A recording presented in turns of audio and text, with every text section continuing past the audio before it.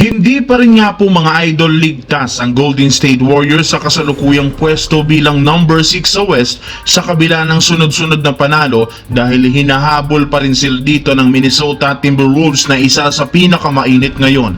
At isang pagkakamali lamang siguradong mauungusan agad sila ng Timberwolves at babagsak sa play-in spot bilang top 7.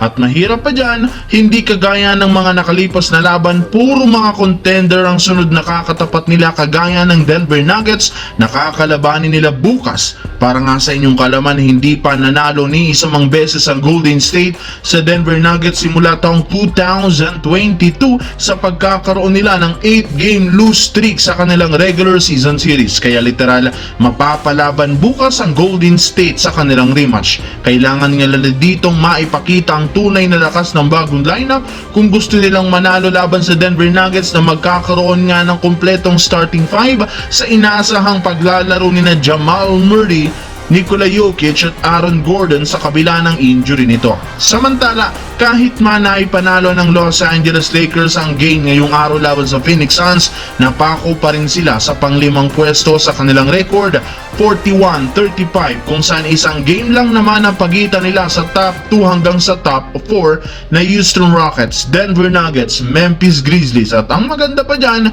base nga sa pinakahuling nilabas na balita, posible nga pong makabalik agad ang Lakers bukas sa top 2 kung sakaling matalo ang Rockets, Nuggets at Grizzlies sa mga laro at manalo naman ng Lakers laban sa San Antonio Spurs. Sa ganyang paraan, aangat sila sa 42-35. Kaya isang sinyalis ito na kayang-kaya talaga ng Lakers na umabante sa standings nang wala si LeBron. And speaking of LeBron, base nga po sa ikinumpirma ni Shams ng ESPN at maging ni Coach JJ Redick, mawawala pa nga po ang star player ng isa pang linggo bunsod ng injury, pero kasalukuyan rin naman nga itong nakasama na sa practice. Kaya kapag wala nga nangyaring aberya sa kalagayan ni LeBron, sigurado nga pong maglalaro na ito sa lineup as soon as next week.